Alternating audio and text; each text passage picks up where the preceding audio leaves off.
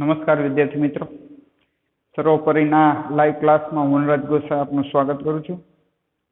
આપણે પાઠ 6 દોરવણી ભણી રહ્યા છીએ, બરાબર છે. આજે આપણે અગાઉ જે નિરીક્ષક એટલે સુપરવાઇઝર વિશે વાત કરી હતી આપણે, બરાબર. હવે આપણે તો કે નિરીક્ષકના કાર્યો, બરાબર છે.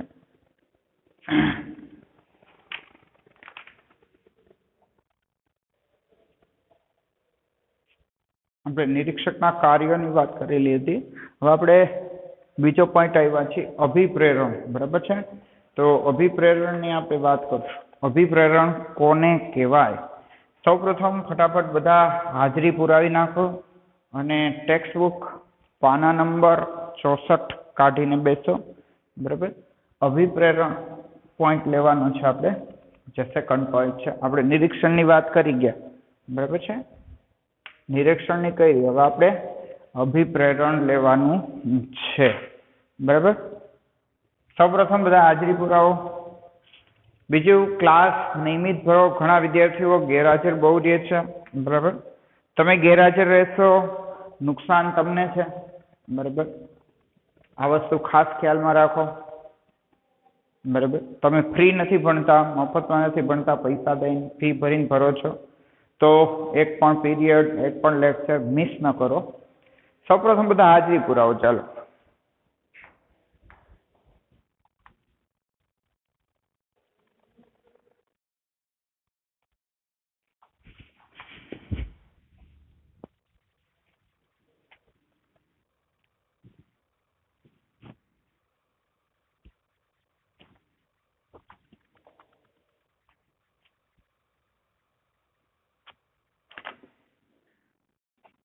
વિદ્યાર્થી મિત્રો, આપણે દોરવણી પાઠમાં જે દોરવણીના તત્વો છે, બરાબર, એમાં બીજો પોઈન્ટ આપણે લેવાનો છે અભિપ્રેરણ. અભિપ્રેરણ એટલે વ્યક્તિની અંતર્ગત એક એવું તત્વ કે જે વ્યક્તિને કાર્ય કરવા માટે પ્રોત્સાહિત કરે, તેને અભિપ્રેરણ કહેવાય, બરાબર છે. શું કીધું આપણે? અભિપ્રેરણ એટલે જે તત્વ વ્યક્તિને કાર્ય કરવા પ્રેરે, એને અભિપ્રેરણ કહેવાય. કાર્ય કરવાની ઈચ્છા અને કાર્ય કરવાની ક્ષમતા બંને વચ્ચે ઘણું બધું અંતર છે, બરાબર. ઈચ્છા હોય અને ક્ષમતા હોય. ક્ષમતા એટલે તમારી કેપેસિટી, બરાબર. તમે એકાઉન્ટના 10 દાખલા ગણી શકતા હોય, એ તમારી કેપેસિટી છે. પણ તમને એકાઉન્ટના 2 જ દાખલા ગણવાની ઈચ્છા થાય, એટલે ઈચ્છા અને ક્ષમતા વચ્ચે ઘણો બધો ડિફરન્સ છે, બરાબર. માણસ છે એ ઘણીવાર કાર્ય કરવાની ઈચ્છા હોય પરંતુ કાર્ય કરવાની ક્ષમતા ન હોય તો સંચાલનના ઉદ્દેશો સિદ્ધ થઈ શકતા નથી. ઉત્પાદન પ્રક્રિયા સાથે સંકળાયેલ બધા જ સાધનોમાં માનવી જ એક એવું સાધન છે જે ઉત્પાદનમાં વધારો શક્ય બનાવે છે, બરાબર. ઉત્પાદનમાં વધારો કરવો હોય તો માણસ પોતાની બુદ્ધિથી ઘણું બધું ઉત્પાદન કરી શકે છે. માનવી એક જીવંત સાધન છે, તેનામાં લાગણી છે, બરાબર.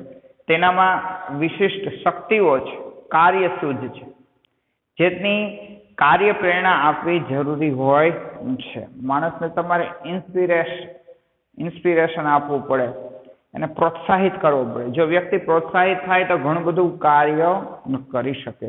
રામાયણમાં આપણે જોઈ શકીએ છીએ, બરાબર. રામાયણમાં જ્યારે લંકામાં સીતાજીને વીંટી દેવા જવાની હતી અને રાવણને ચેતવણી દેવા જવાની હતી, ભાઈ હવે જો તમે સીતાજીને નહીં સોંપો તો યુદ્ધ થશે. તો હનુમાનજીને વીંટી આપી, પણ હનુમાનજીને ખબર જ નહોતી કે હું આવડો લાંબો કૂદકો મારી શકું છું, બરાબર. પણ બધાએ પછી એને કીધું, ભાઈ તમે આ કામ કરી શકો છો, બરાબર. એટલે તમારે તમારા કર્મચારીને સમજાવવા પડે, બરાબર, કે ભાઈ તમે આટલા કેપેબલ છો, બરાબર, તમે આટલું કામ કરી શકો છો. ટૂંકમાં એને અભિપ્રેરણ આપવું પડે, એને પ્રોત્સાહિત કરવા પડે. અભિપ્રેરણ એક વિસ્તૃત ખ્યાલ છે. જ્યાં માનવીઓ કામ કરે છે ત્યાં અભિપ્રેરણનું કાર્ય જરૂરી બને છે. માણસો કામ કરતા હોય, એકનું એક કામ કરતા હોય, સતત એકનું એક કામ કરવાથી માણસને કંટાળો આવે. શું આવે? કંટાળો, ન ગમે. બરાબર. તો એકના એક કામ કરવાથી આ તકલીફ થાય. તો માણસને કંટાળો ન આવે અને એનો ઉત્સાહ જળવાઈ રહે તો એ કાર્ય ઉપરી અધિકારીઓનું છે, સંચાલકોનું છે. આ માટે તેને અભિપ્રેરણ આપવું પડે. અભિપ્રેરણ છે એ નાણાં સ્વરૂપે, બિન નાણાકીય પ્રોત્સાહન સ્વરૂપે, સગવડ સ્વરૂપે, વણ સંતોષાયેલી જરૂરિયાતો વગેરેનો સમાવેશ થાય છે. બરાબર. વ્યક્તિ ધંધામાં ટકી રહે એટલા માટે એને અભિપ્રેરણ દેવું પડે. તો અભિપ્રેરણ નાણાં સ્વરૂપે પણ હોય.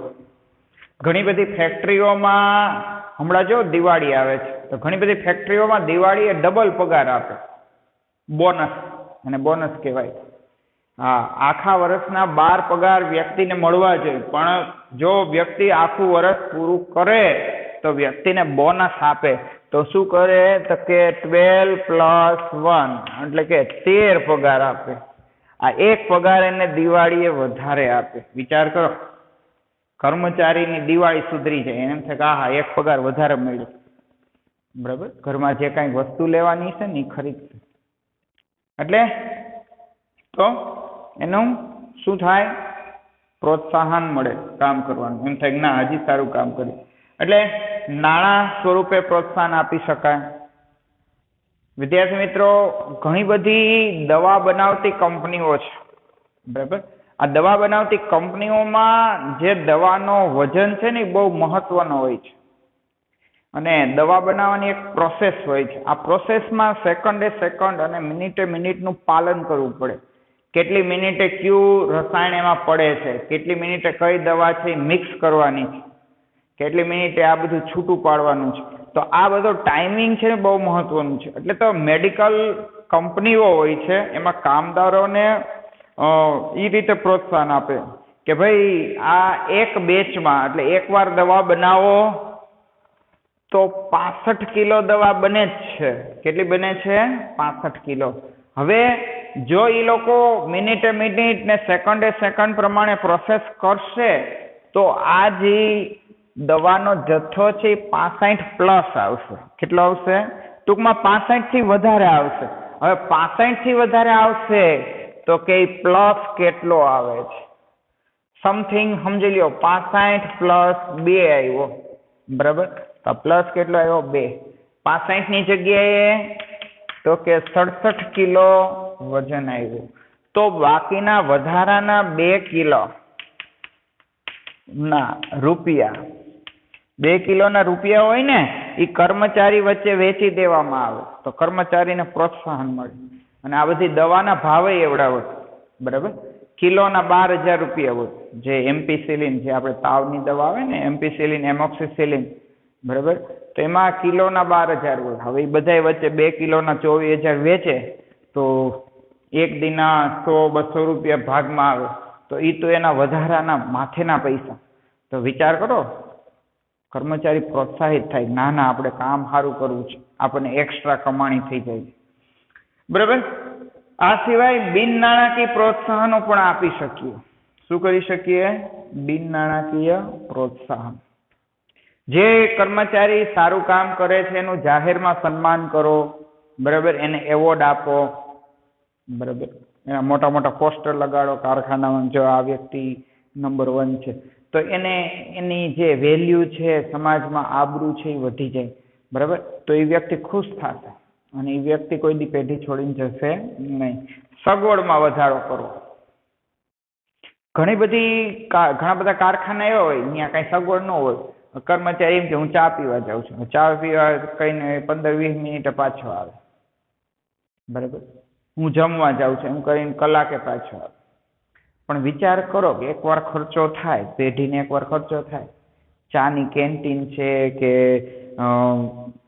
ટૂંકમાં જમવાની હોટલ છે એ કારખાનાની બાજુમાં, કારખાનાની અંદર જ કેન્ટીન ચાલુ કરવામાં આવે તો સરસ મજાના ટેબલ ખુરશી ને બધું રાખવામાં આવે, ભાઈ તમારે ક્યાંય જવાની જરૂર નથી, તમને અહીંયા જ મળી જશે.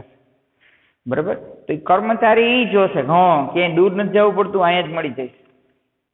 બીજું કે જે કામનો સમય બગડતો હતો ને એ હવે બગડશે નહીં. એટલે આવી રીતે કર્મચારીને પ્રોત્સાહિત કરી શકાય, અભિપ્રેરણ આપી શકાય. બરાબર. અહીંયા કીધું છે વણ સંતોષાયેલી જરૂરિયાતો, બરાબર. કર્મચારીની જરૂરિયાત કઈ કઈ છે? તો આ જરૂરિયાતો સંતોષવી જોઈએ. સુરતમાં હરિકૃષ્ણા ડાયમંડ કંપની છે. આ હરિકૃષ્ણા ડાયમંડ કંપનીએ પોતાના જે કંપનીમાં હીરા ઘસવા વાળા કારીગર આવતા હતા ને એની જાસૂસી કરાવી. શું કરાવી? જાસૂસી. CID કરે ને એમ, કે કર્મચારી છૂટીને ક્યાં જાય છે, શું કરે છે, શું નથી કરતો.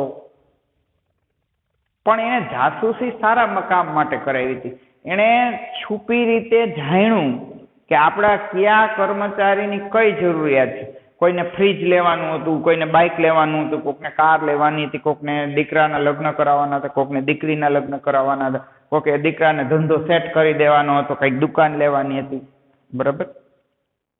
કંપનીએ તેના જે કારીગરો હતા હીરા ઘસવાળા બધાની જરૂરિયાતો પૂરી કરી દીધી. દિવાળીએ ગિફ્ટ શું આપી?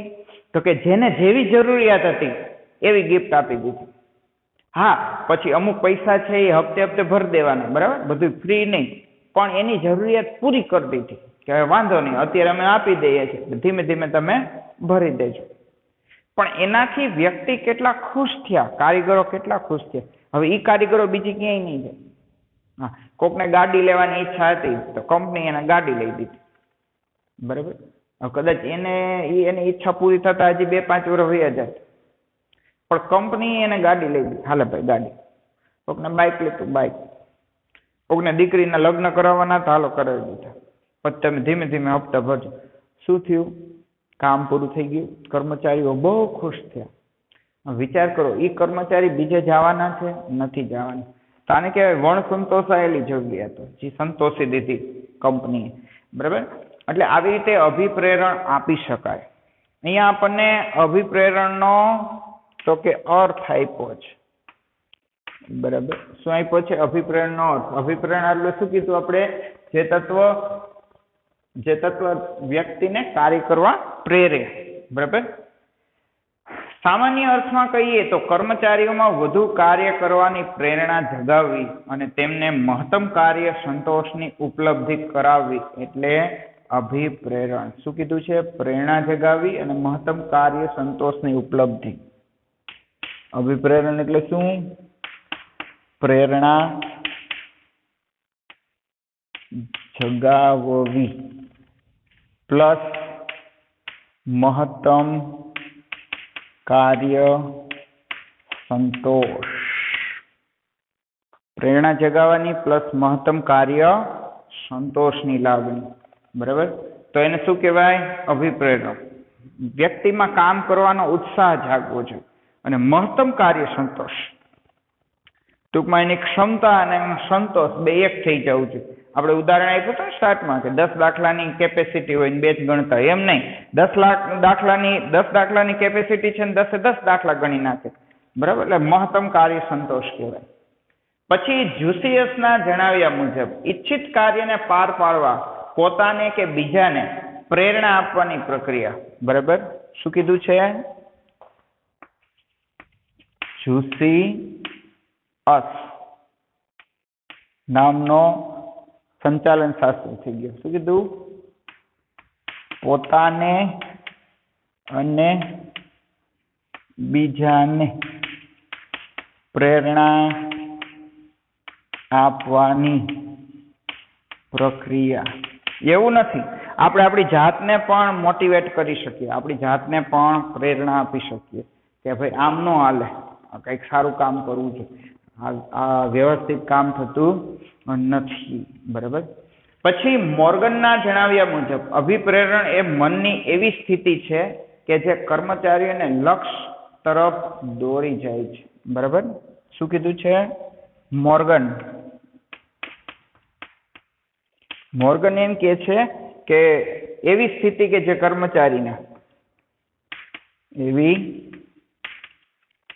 સ્થિતિ કે જે કર્મચારીને લક્ષ્ય તરફ દોરી છે, લક્ષ્ય તરફ દોરી જાય. બરાબર. એવી સ્થિતિ જે કર્મચારીને લક્ષ્ય તરફ દોરી જાય કે ભાઈ આપણું લક્ષ્ય શું છે. અત્યારે તમે બધા 12મા ધોરણમાં છો, તમારું લક્ષ્ય હોવું જોઈએ સારામાં સારું રિઝલ્ટ લઈ આવો, તમારી તાકાત હોય એનાથી વધારે મથો તમે. વિદ્યાર્થી મિત્રો ખાસ વસ્તુ યાદ રાખજો કે ઘણા વિદ્યાર્થીઓ છે ને મા બાપ પાસે ખોટું બોલે છે. બરાબર. તો ખોટું ન બોલો, સાચું બોલો. બરાબર. તમે કદાચ દુનિયામાં ક્યાંય સાચું ન બોલો કાંઈ નહીં, પણ તમારા મા બાપ પાસે ખોટું ન બોલો. એને તમારે એની પાસે ખોટું નહીં બોલવાનું. હા, ઘણા વિદ્યાર્થીઓ સ્કૂલે આવે, આપણે કઈ લેસન થઈ ગયું? હા સાહેબ થઈ ગયું. પછી જોઈએ ચેક કરે તો અધૂરું નીકળે છે. બરાબર. અને વિદ્યાર્થી મિત્રો યાદ રાખજો, આપણે 12માં છીએ. અમે અહીંયા પાઠ સમજાવતા હોઈએ છીએ, અમે અહીંયા ટોપિક સમજાવતા હોઈએ છીએ. બરાબર. તમારે શું કરવાનું છે? પાઠમાંથી ગમે ત્યાંથી પ્રશ્ન પૂછાય, બ્લુપ્રિન્ટ પ્રમાણે પ્રશ્ન પૂછાય, તો પાઠની બ્લુપ્રિન્ટ પ્રમાણે તૈયારી કરવી જોઈએ. તમે લખો છો કેટલું એ જરૂરી નથી. તમે ઘણા તો ગધેડાની જેમ લખે છે. મેસેજ આવે ને દિવસની રાત મંડે લખવા, લાઈ તો તારી નોટ, લાઈ તો તારી નોટ. આ કામ ન કહેવાય, આ કામ ચોરી કહેવાય. ભીં પડી એટલે તમે ઉતારો છો. તમારા મા બાપ પાસે તમે ખોટા ન પડો એટલે તમે ઉતારો છો. સાચું બોલતા શીખો, ડેરિંગ પાવર રાખો. હા પપ્પા નથી મારા, ખોટું શું કામ બોલવું જોઈએ? ના ના થઈ ગયું. બરાબર. પછી અહીં સાબિત કરવું પડે, બટા જો અહીંયા આટલું અધૂરું છે. પછી એમ કે હા, વિચાર તો કરો આમાં વેલ્યુ કોની છે? બરાબર. નો ભણવું હોય ચોખ્ખી ના પાડ દે, પપ્પા નથી ભણવું મારે. પણ ખોટું ન બોલાય. મા બાપ પાસે તો કોઈ દી ખોટું ન બોલે. મા બાપ છે એ તમારા માટે ભગવાન છે. તમે ભગવાનને નથી જોયા, તમે મા બાપને જોયા છે. તમારી આંખ ઉઘડી, તમારી પેલું કામ તમે શું કર્યું? તમારા મા બાપના દર્શન થયા. બરાબર. તો એની પાસે ખોટું ન બોલો, સાચું બોલો. બીજું કે તમે લેક્ચરમાં ધ્યાન રાખશો, તમે ભણશો અને તમે સારી ટકાવારી લાવશો તો તમારા મા બાપ જેટલા ખુશ થાય ને એટલા કદાચ તમે ખુશ નહીં થાવ. તમારા રિઝલ્ટથી તમારા મા બાપ જેટલા ખુશ થાય એટલા તમે ખુશ નહીં થાવ. અને યાદ રાખજો વિદ્યાર્થી મિત્રો, જો તમે ધ્યાન ન રાખ્યું ને તો તમે દુઃખી નહીં થાવ ને એટલા જ તમારા મા બાપ દુઃખી થશે કે આપણે દીકરા માટે, આપણે દીકરી માટે બધું કર્યું, રિઝલ્ટ શું આવ્યું? ભાઈ એમને રિઝલ્ટ નબળું નથી આવતું, તમારી મહેનત ન હોય. એટલે પ્રમાણિક બનો. બરાબર. આજની તારીખે દુનિયામાં પ્રમાણિક માણસો ગોતવા મુશ્કેલ છે. એટલે કોઈ પણ પેઢી છે એ કેવા માણસને કામ આપશે? પ્રમાણિક. અપ્રમાણિક વ્યક્તિને કોઈ કામ નહીં આપે. જો તમે અપ્રમાણિકતા નહીં મૂકો વિદ્યાર્થી મિત્રો, તમે દુનિયામાંથી ફેંકાઈ જવાના છો. યાદ રાખજો, તમે સમાજમાં, તમારા મા બાપની નજરમાં બધેથી ફેંકાઈ જશો. એટલે સાચું બોલતા શીખો, પ્રમાણિક બનો. સાચું બોલવાની ને પ્રમાણિકતાની આજની તારીખે કિંમત એવડી છે. બરાબર. એટલે તમે સાચું બોલતા હોવા છો એટલે ઈ જોવો. બરાબર.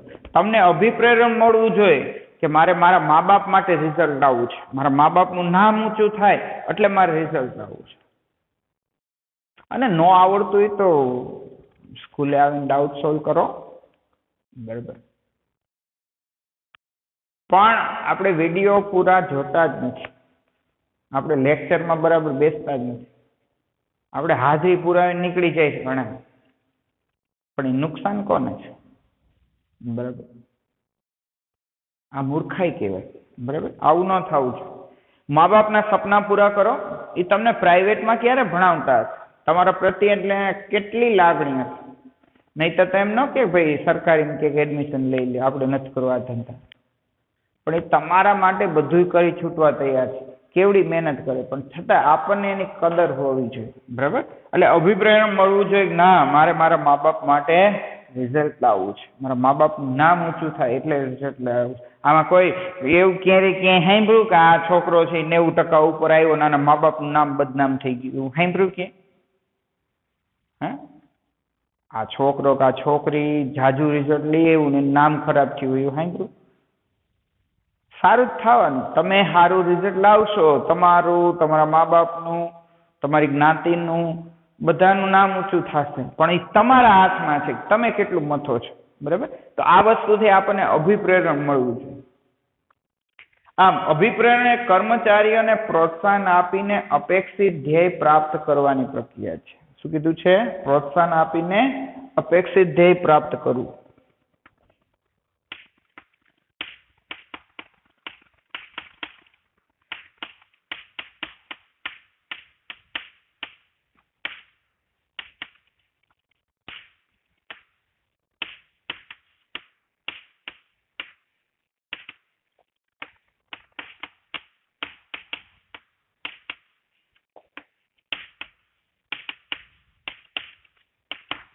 અભિપ્રેરણ શું છે? પ્રોત્સાહન આપીને અપેક્ષિત ધ્યેય પ્રાપ્ત કરવાનું છે.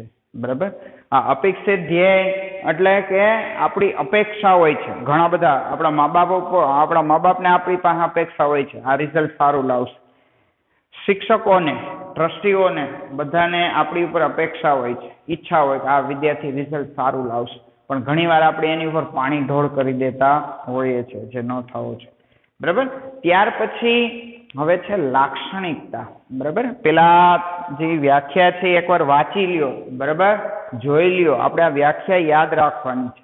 બીજું, વિદ્યાર્થી મિત્રો, આપણે માત્ર બોર્ડમાં લખ્યું એટલું જ નથી લખવાનું, નોટમાં પાછળનું સ્વાધ્યાય છે લખવાનું છે. બરાબર. તમે જે બુક બનાવો છો એમાં પાઠ પૂરો થાય પછી સ્વાધ્યાય હોય છે, એમાં બધા પ્રશ્નો હોય છે, MCQ હોય, મોટા હોય, નાના હોય, બધા પ્રશ્નો હોય છે. તો એ બધાય લખવાના છે. અમુક શું કરે છે, 2-4 મોટા પ્રશ્નો લખીને દોડ્યા આવે છે. એટલે નોટ જોશું તો એમાં બધા પ્રશ્નો હોવા જોઈએ. આ વખતે જો નોટ પૂરી નહીં હોય ને તો ત્યાં બેસાડીને કરાવશું. બરાબર. ત્યાં બેસીને અહીંયા સ્કૂલે આવીને બેસીને લેસન પૂરું કરવું પડશે. ધ્યાન રાખજો. બરાબર. આ પેલા વ્યાખ્યા જોઈ લ્યો. હાલો પછી આપણે આગળ ચાલુ કરીએ.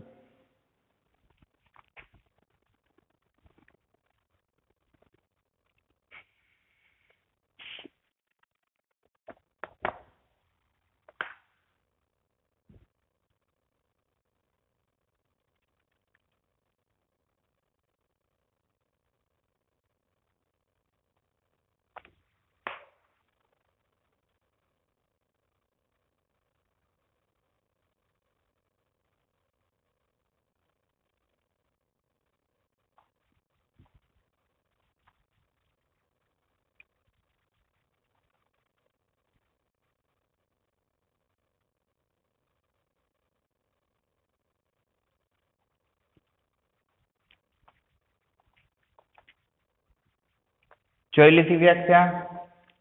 બરાબર. વ્યાખ્યા પાકી કરવાની છે. તમને આવું પૂછી શકે, જોશિયસના મતે અભિપ્રેરણની વ્યાખ્યા આપો, મોર્ગનના મતે અભિપ્રેરણની વ્યાખ્યા આપો, સામાન્ય શબ્દોમાં અભિપ્રેરણનો અર્થ શું થાય, આ બધું પૂછી શકે. હવે આપણે વિદ્યાર્થી મિત્રો લાક્ષણિકતાઓ જોવાની છે, કેરેક્ટરિસ્ટિક્સ અભિપ્રેરણની. બરાબર. પેલું છે આંતરિક પ્રેરણા. અભિપ્રેરણ એક એવું બળ છે કે શક્તિ છે કે જે માનવીની અંદરથી ઉદ્ભવે છે. જરૂરિયાત એવી લાગણી છે જેના દ્વારા માનવીને લાગે કે તેના જીવનમાં કંઈક ખૂટે છે અને તે પૂરી કરવા તેને પ્રેરણા મળે તો માનવી નિશ્ચિત પ્રવૃત્તિ તરફ દોરાય છે. બરાબર. અહીંયા શું કીધું છે?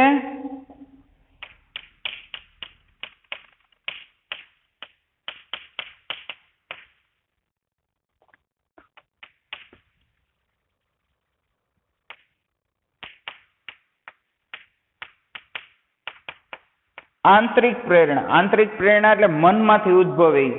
બરાબર. જે મનમાંથી ઉદ્ભવે ને આંતરિક પ્રેરણા કહેવાય. સ્વામી વિવેકાનંદ એ કોઈ દિવસ સાધુ થવામાં નહોતા માનતા. એની પર ઘરની ઘણી બધી જવાબદારી હતી. બરાબર. પણ એને અંદરથી પ્રેરણા મળી. હું તમને એનો કિસ્સો કહું સ્વામી વિવેકાનંદનો.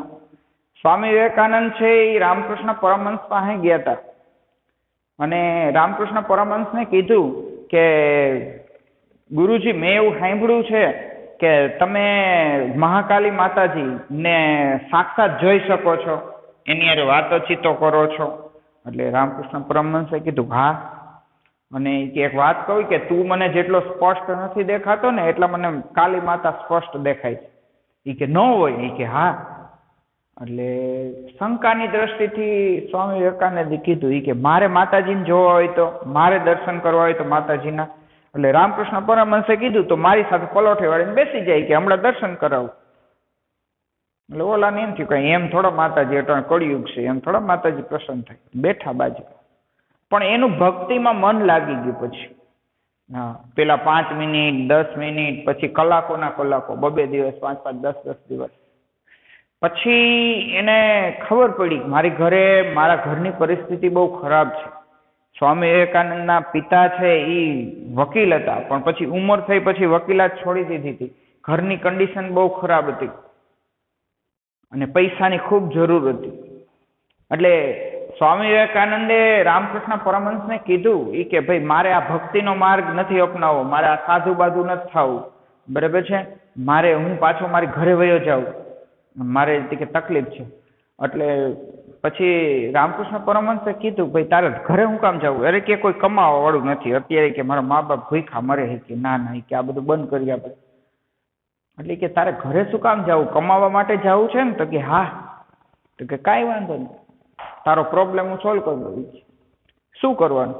એ કે માતાજી પાસે જા અને માતાજીને કે મને પૈસા આપે છે. એટલે એને એ પ્રમાણે છે કીધું. ત્યાં જઈને માતાજીને કીધું. હવે માતાજી પાસે પૈસા એટલે પેય કહેવાય. શું કહેવાય? પેય. જૂની ગામઠી ભાષામાં એને પેય કહેવાય. તો સ્વામી વિવેકાનંદ મહાકાલી માતાજી પાસે ધ્યાન લગાવીને બેઠા અને કીધું કે મને પેય બોલવાનું હતું. તો પેયની જગ્યાએ સ્વામી વિવેકાનંદે શ્રેય માંગ્યો. શ્રેય એટલે તમારા ચરણોમાં લઈ લ્યો એમ. તો એ કે મને શ્રેય આપો. પ ભૂલાઈ ગયું, પ ની જગ્યાએ શ્રેય થઈ ગયું, પેયની જગ્યાએ શ્રેય થઈ ગયું. પાછા આવ્યા, ઉદાસ હતા. એટલે રામકૃષ્ણ પરમહંસે પૂછ્યું શું થયું બેટા? કાંઈ નહીં, કે હારી ભૂલ થઈ ગઈ મારાથી. કે શું ભૂલ થઈ? માતાજી પાસે કે ખોટું મગાઈ ગયું. કે કા શું થયું? એ કે મારે પેય પૈસો માગવાનો હતો, તો એની બદલે મારાથી શ્રેય મગાઈ ગયું. શ્રેય એટલે એના ચરણોમાં જવાનું એમ. તો એ કે પૈસાની જગ્યાએ ચરણોમાં જવાનું મંગાઈ ગયું, ભૂલ થઈ ગઈ.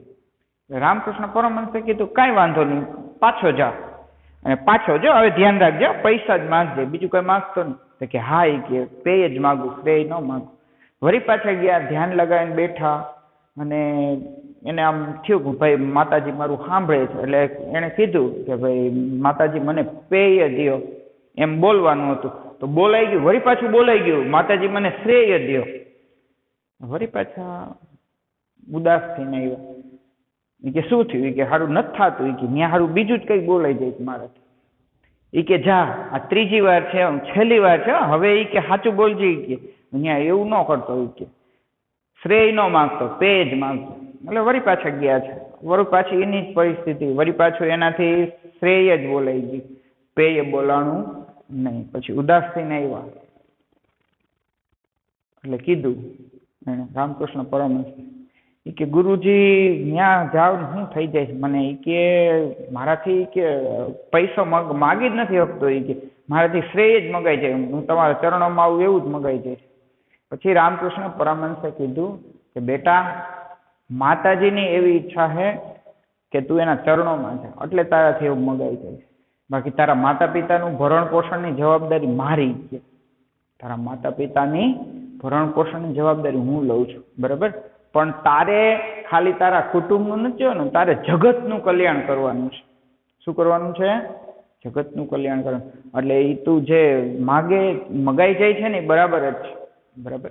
એટલે અહીં કીધું છે કે ભાઈ અભિપ્રેરણ એટલે પોતાને આંતરિક રીતે પછી એને પ્રેરણા મળી અને પછી આટલા મોટા સંત સાધુ બન્યા સ્વામી વિવેકાનંદ.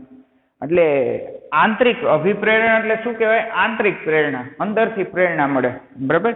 તમે કદાચ આમાંથી વિદ્યાર્થી મિત્રો તમે સલમાન ખાનનું પિક્ચર જોયું હશે કદાચ, કિક, બરાબર?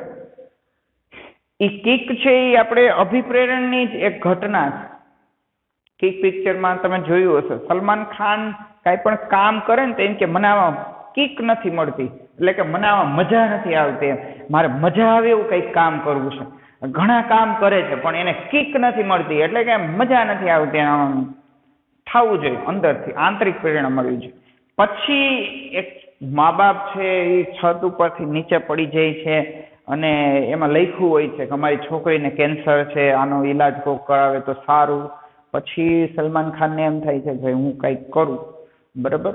અને એ ટૂંકમાં જે આવા કેન્સર પીડિત જે છોકરાઓ હોય છે એના ઈલાજ માટે ઘણું બધું કરવા માંગે છે, અને એમાંથી એને આંતરિક પ્રેરણા મળે છે. ના, મારે કંઈક આ લોકો માટે, એટલે તો પિક્ચરનું નામ કિક રાખ્યું, પણ હકીકત એ શું છે, એક જાતની અભિપ્રેરણની ઘટના જ છે, બરાબર. બીજું છે મનોવૈજ્ઞાનિક ખ્યાલ, બરાબર છે.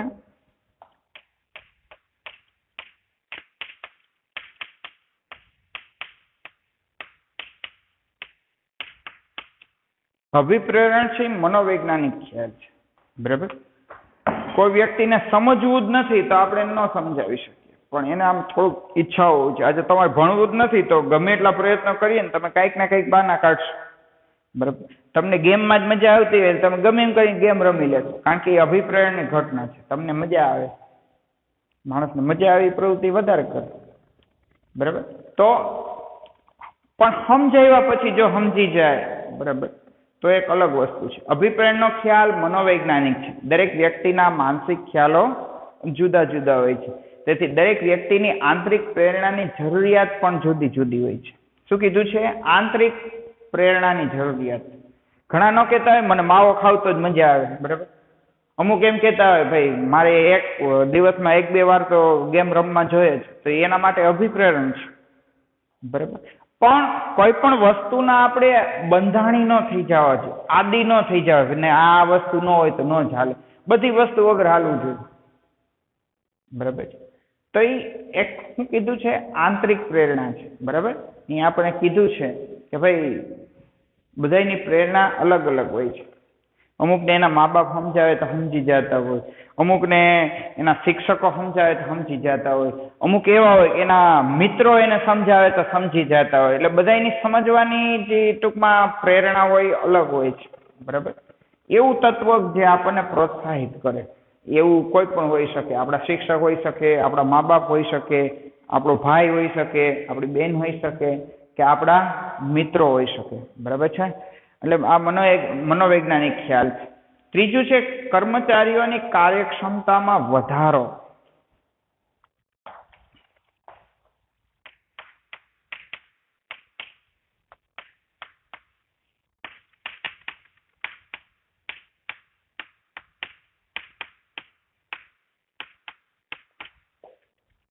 બરાબર. કર્મચારીની કાર્યક્ષમતામાં વધારો, બરાબર છે. આ ટોપિકની આપણે ચર્ચા હવે પછી કરીશું, બરાબર છે, કે કર્મચારીની કાર્યક્ષમતામાં કઈ રીતે વધારો કરીએ તો એને પ્રોત્સાહન મળે છે. ત્યાં સુધી નમસ્કાર.